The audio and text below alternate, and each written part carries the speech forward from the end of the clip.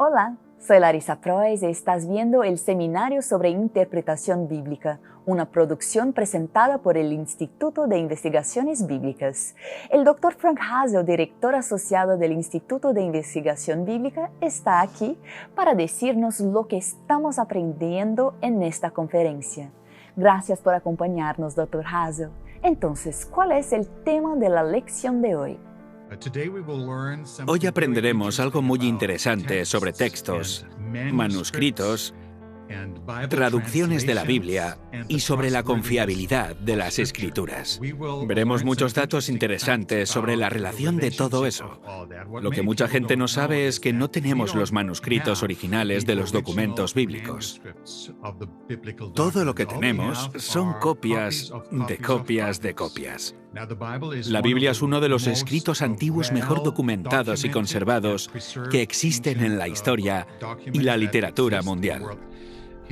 A pesar de eso, hay una serie de buenas preguntas con interesantes implicaciones para la interpretación de la Biblia. Existen diferentes tradiciones de copias de la Biblia, diferentes manuscritos, y también está toda la cuestión de las versiones de la Biblia. ¿Están todas inspiradas? ¿O qué versión de la Biblia es realmente segura y confiable? Al menos en mi idioma. Así que abordaremos todo eso en el vídeo, en este capítulo. Y también trataremos otras preguntas interesantes, en las que aprenderemos datos interesantes sobre cómo algunos errores menores se infiltraron en el proceso de transmisión, cómo podemos detectarlos y todavía creer en la veracidad y fiabilidad del texto bíblico. ¿Con quién tendré el privilegio de hablar? Este tema será presentado por el Dr. Clinton Walley. Es un erudito del Nuevo Testamento de los Estados Unidos. Tiene una gran experiencia en eso y es director asociado del Instituto de Investigación Bíblica de la Asociación General de los Adventistas del Séptimo Día. Él ha tratado mucho ese tema y ha proporcionado algunas ideas fascinantes e interesantes. Por eso, le invito a explorar algo que quizás no haya escuchado antes y que pueda ayudar a comprender algunas de estas interesantes preguntas desde una perspectiva bíblica. Así que Dios le bendiga mientras ve el vídeo y lee el libro.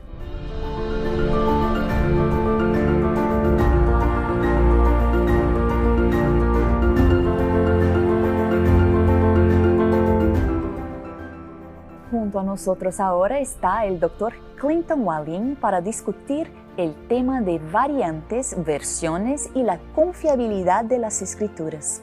Gracias, Dr. Walley, por estar con nosotros.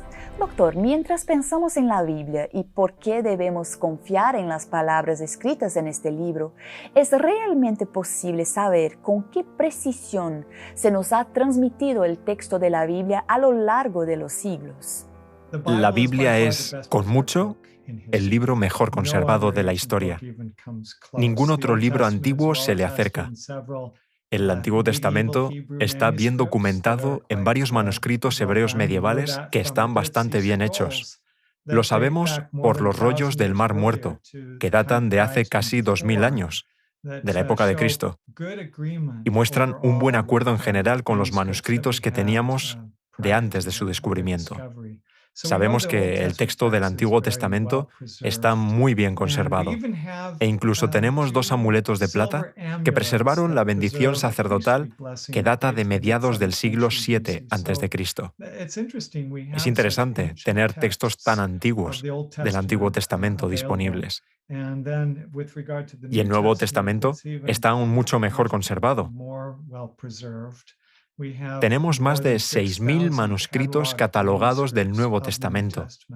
En general, la coincidencia entre ellos es asombrosa. ¿Sabes? Las diferencias que vemos en todos estos miles de manuscritos tienden a ser muy pequeñas.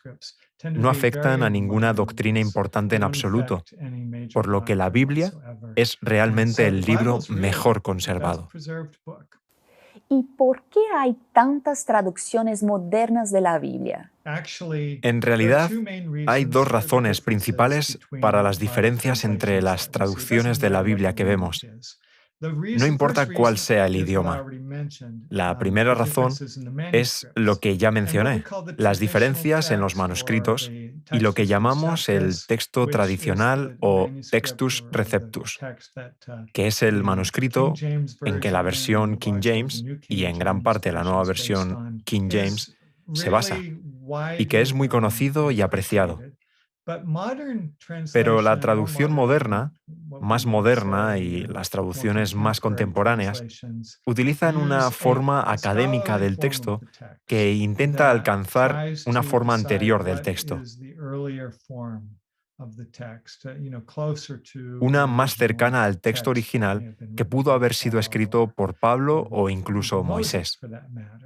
Pero no tenemos ningún manuscrito que sea el texto real original que escribieron los autores.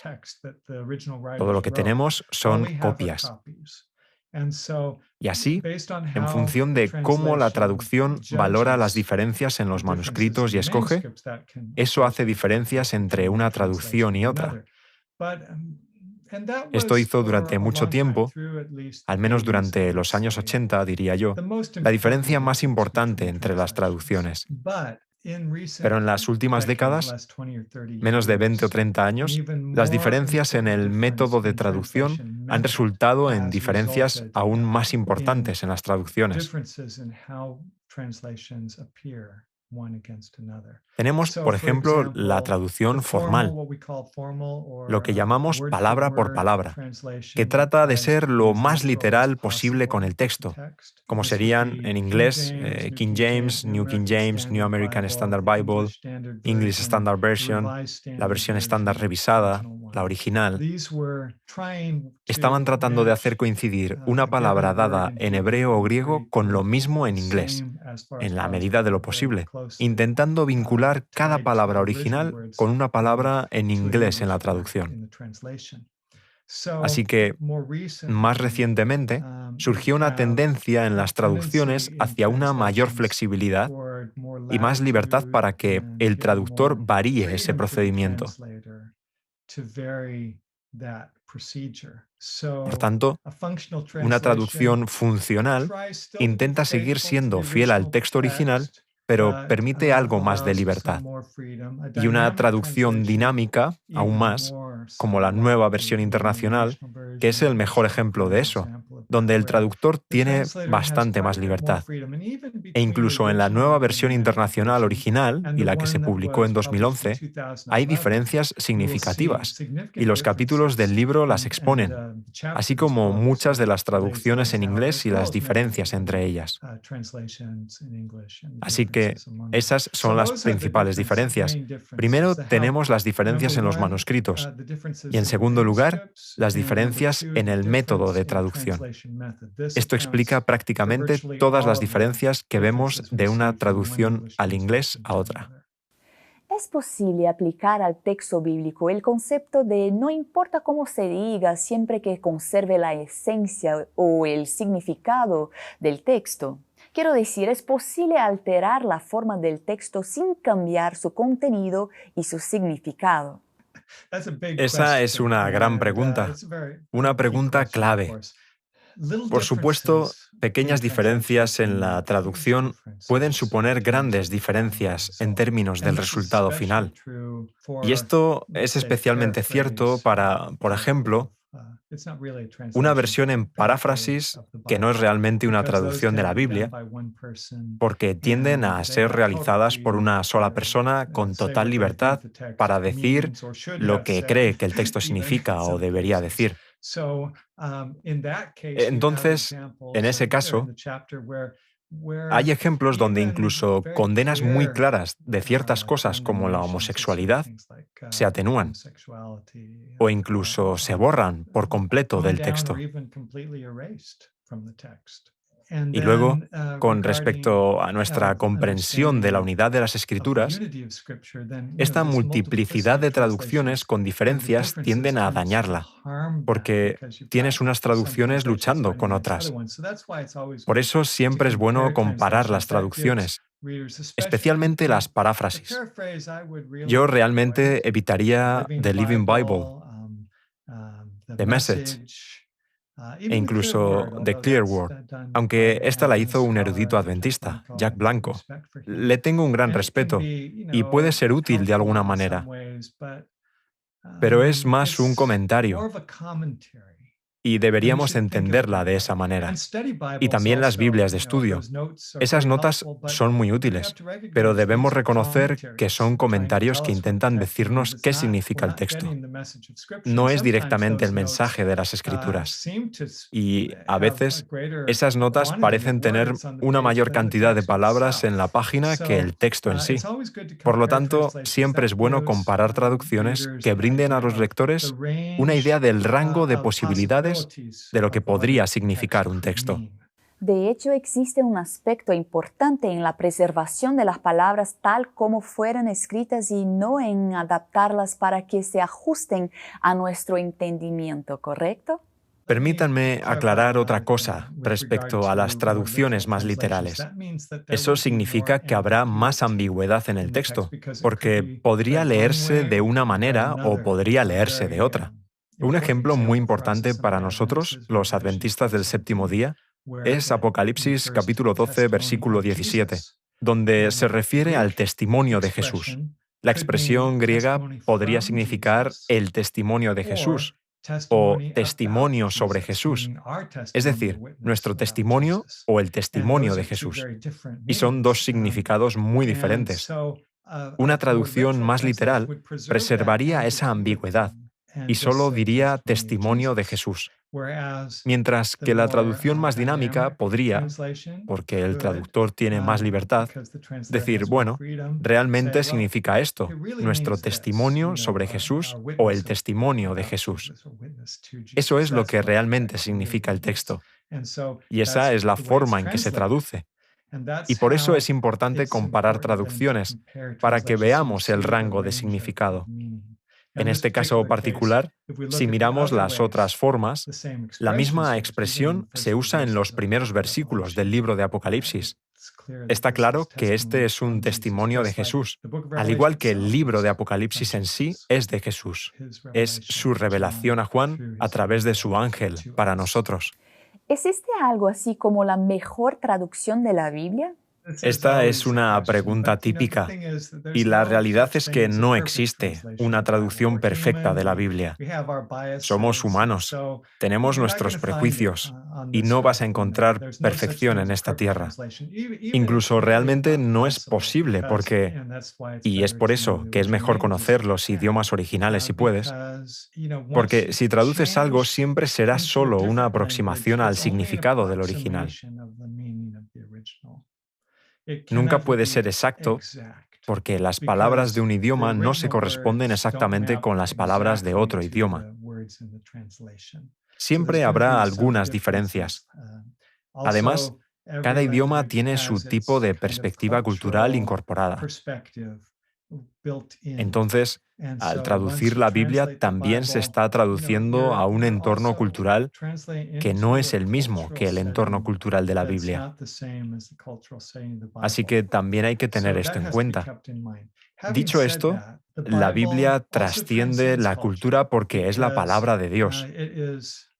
Y creo que se inspiró de tal manera que tuvo un componente universal que no se puede perder en la traducción. La poesía hebrea es un ejemplo muy interesante. No es tanto una poesía de rima, sino de pensamiento. Se basa en rima de pensamiento, no de sonido. Y así, cuando piensas en la rima del pensamiento, se puede traducir mejor a cualquier idioma. Aunque tal vez no haya una mejor traducción, sí hay traducciones mejores que otras, pero no en todo el texto bíblico, sino que hay mejores traducciones de este texto concreto o de aquel. Nuevamente, todos hacemos nuestro mejor esfuerzo, pero por eso es positivo comparar las traducciones. Me gustan las traducciones más literales y creo que eso es muy útil, especialmente si estás estudiando palabras, porque si estás haciendo estudios de palabras, casi tienes que hacerlo con una traducción más literal. Por ejemplo, la New American Standard Bible, English Standard Version o New King James Version, porque preservaron esa conexión. Si solo es para leer, Las otras versiones más dinámicas están bien, pero tenga en cuenta que de esa manera se pierde más del texto, aunque leerlas es un poco más fácil para el lector. Nos acercan la Biblia no solo a nuestro idioma, sino también a nuestra propia cultura. Y es por eso que es más comprensible.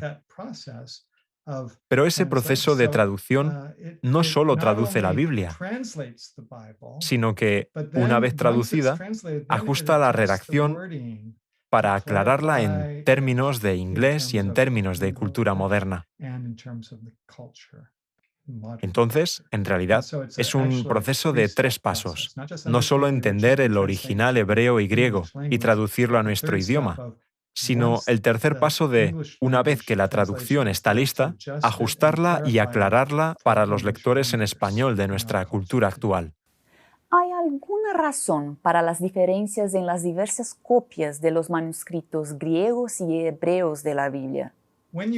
Cuando copia algo, no importa la lengua. Copie cualquier cosa en su propio idioma. Puede suceder que la mirada regrese y vea la misma palabra, pero en un lugar diferente. Entonces, lo que vemos a veces es que se ha seguido copiando desde donde aparece la misma palabra, pero en otro lugar del texto. Y entonces la brecha entre donde esas mismas palabras aparecen en el manuscrito original, el que se estaba copiando, se omite.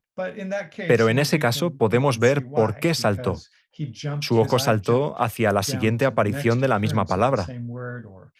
O incluso podría ser un sonido similar, o un final similar, o un comienzo similar de una palabra.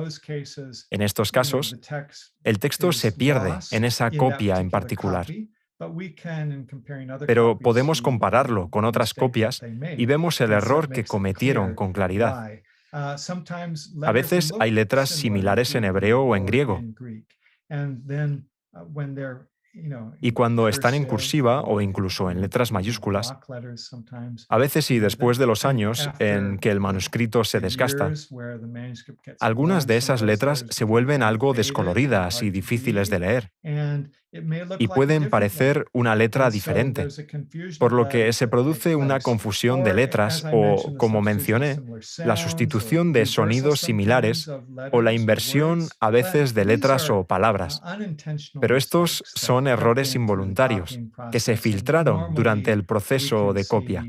Y normalmente podemos ver con bastante claridad lo que debería haber sido el texto anterior y podemos reconocer esos errores. Ahora bien, hay ocasiones en las que parece haber cambios más intencionales en el texto, y estos no son necesariamente un intento deliberado de corromper el texto, sino un intento de mejorarlo. Por ejemplo, hay varios textos como Marcos 9:29, Hechos 10:30, Primera de Corintios 7:5, donde la palabra oración se ha aumentado con ayuno. Entonces la oración y el ayuno, porque se convirtió en una práctica cada vez más importante, no solo orar, sino ayunar con oración. A veces, especialmente en el libro de Apocalipsis, donde hay una sintaxis inusual, que diferentes eruditos han interpretado de diferentes maneras. Una disertación reciente de un adventista llegó a la conclusión de que las diferencias de sintaxis, que es lo que consideramos una especie de fraseología inusual en griego, a veces se usan en diferentes casos de lo que esperamos, o con una formulación diferente, deliberada para transmitir un cierto significado que el autor, Juan, tenía en mente. Y así, los escribas podrían intentar corregir eso a una sintaxis más gramaticalmente correcta, de acuerdo con su comprensión de las reglas del idioma griego. Pero eso cambia lo que el autor realmente tenía en mente. O a veces hay diferencias, vemos esto mucho en los Evangelios, donde Mateo tiene, digamos, una versión del Sermón del Monte, y Lucas tiene una versión diferente. Muchas de las mismas palabras son idénticas, pero hay algunas diferencias menores. Y verás que algunos manuscritos intentan armonizar eso, y no solo en este caso. sino en otros casos en los Evangelios u otras partes de la Escritura, donde puede haber textos muy similares, versículos muy similares, y tratan de unirlos, de modo que sean idénticos o cercanos, muy cercanos. Y estos son el tipo de cambios intencionales que encontramos. Pero, de nuevo, muchas veces podemos ver cuál era el texto anterior. Se ha estimado que en el 90% de todo el texto de las Escrituras no hay absolutamente ninguna duda de lo que decía el texto original. Así que está muy bien conservado. Y a pesar de las diferencias en los manuscritos, realmente no encontramos ningún problema importante en cuanto a cuestiones doctrinales con el texto. Solo me gustaría leer una declaración que creo que es muy útil aquí sobre este mismo punto. Y se encuentra en el libro Mensajes Selectos, tomo 1, página 16. Algunos nos miran con seriedad y dicen, ¿no cree que podría haber habido algún error en los copistas durante los traductores? Todo esto es probable. Y la mente que es tan estrecha que dudará y tropezará con esta posibilidad o probabilidad, estaría igualmente dispuesta a tropezar con los misterios de la palabra inspirada, porque sus mentes débiles no pueden ver a través de los propósitos de Dios. Los errores no causarán problemas a un alma ni harán que tropiece en ningún pie, que no tendría dificultades también a partir de la verdad más clara y revelada. Y es verdad, cuanto más he estudiado muchos de los manuscritos originales, incluso he hecho cotejos de manuscritos griegos, he mirado detenidamente los rollos del Mar Muerto y diferentes imágenes fotográficas de ellos, comparándolos, tratando de hacer algo de este trabajo de cuál es la mejor lectura del texto. Entonces, creo que no hay un problema real en términos de diferencias en los manuscritos. No son tan problemáticos como a veces la gente da la impresión. ¿Cuál es la razón de las diferencias en las traducciones de la Biblia? Con las diferencias de traducción ya he hablado de las variantes. Entonces, un ejemplo de eso sería Marcos 1:2, donde la nueva versión King James tiene la cita que habla de Juan el Bautista, que él es el mensajero que se enviaría ante su rostro. Así que esto viene de Malaquías. Entonces, una voz que clama en el desierto prepara el camino al Señor, que viene de Isaías 40. Hay dos profetas involucrados aquí, ¿verdad?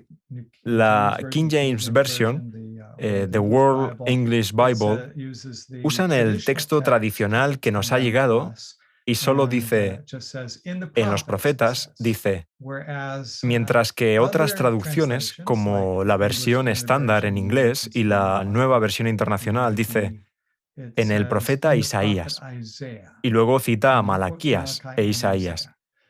Algunas personas dicen que eso es un error en la Biblia. Bueno, no. Isaías es claramente el profeta principal aquí, y es la cita más larga. Por lo que la adición de algunas palabras de Malaquías al principio acaba de presentar esa cita. La cita principal no quiere decir el profeta Isaías. ¿Sabes? Tal vez si estuviéramos en nuestro estado de ánimo moderno muy preciso, diríamos que eso no es exacto. Pero ese no es un gran problema para el escritor o la gente de los tiempos bíblicos. Un segundo ejemplo es 1 Corintios 13:3, donde el texto tradicional y otros manuscritos, los manuscritos griegos, y donde Pablo dice, aunque entregue mi cuerpo para ser quemado, pero no tengo amor, no tengo nada. Encontrará esa lectura en la English Standard Version, New American Standard Bible y la edición anterior de la New International Version. Curiosamente, la edición 2011 de la New International Version ofrece una interpretación diferente. Incluso si doy mi cuerpo para jactarme, no soy nada. Como puedes ver, estas diferencias en los manuscritos son diferencias de traducción causadas por variantes. Algunas diferencias de traducción causadas por el significado serían, por ejemplo, Daniel 9:25, y esta es muy significativa para nosotros como adventistas del séptimo día. Algunas traducciones tienen hasta el Mesías, el príncipe. Habrá 7 semanas y 62 semanas. Juntaron 7 semanas y 62 semanas. 69 semanas, ¿de acuerdo? Pero la versión estándar en inglés, que en general es una traducción más literal, dice, hasta la venida del ungido serán 7 semanas. Punto. Luego durante 62 semanas y continúa. Entonces separa las 7 semanas y las 2 semanas por completo. Y esto tiene que ver con una excelente interpretación del texto masorético, del hebreo de Daniel 9:25. Así que eso cambia el significado de manera bastante significativa, en función de cómo piensan que el texto quiere decir lo que creen que el texto quiere decir. Otro ejemplo es Hebreos 11:11, donde la nueva versión internacional original en inglés dice que Abraham no pudo ser padre, pero Hebreos 11:11, en la edición 2011 de la nueva versión internacional en inglés, dice que Sara no pudo tener hijos. Esa es una gran diferencia, ¿sabes? ¿Fue Abraham capacitado para llegar a ser padre o Sara fue capacitada para tener hijos? En este caso, esta es una gran diferencia de traducción causada por el significado. ¿Cuál es el aspecto más importante a considerar al elegir una Biblia? Más importante hoy en día que las diferencias del manuscrito, porque dije que, en general, son en su mayoría diferencias muy menores y podemos ver fácilmente lo que era el texto anterior. Las diferencias en el método de traducción son más importantes. Por eso es importante mirar detenidamente la introducción a las traducciones y lo que dicen en la introducción. ¿Cómo se hicieron con estas traducciones? Sí, en algunos casos es una revelación de cuánto se inclinan hacia la cultura para que nos suene bien ahora. Mientras que incluso hace solo 10 o 20 años no harían eso. Correcto, y a medida que pasa el tiempo parece que hemos cambiado el enfoque para adaptar la Biblia y que se ajuste a nuestros propios deseos y anhelos. Y en lugar de ser servidores de la palabra, queremos que la palabra nos sirva, ¿no? Un filósofo lo dijo de esta manera: o acercas al lector al texto y le pides que se esfuerce para entenderlo, o acercas el texto al lector para que le sea más fácil de entender. Pero entonces hay así más daño en el texto. Prefiero la primera opción, la traducción más cuidadosa y literal. Gracias, Dr. Walin, por tomarse el tiempo para explicarnos asuntos tan importantes. Y gracias también por quedarse con nosotros. Nos vemos la próxima vez.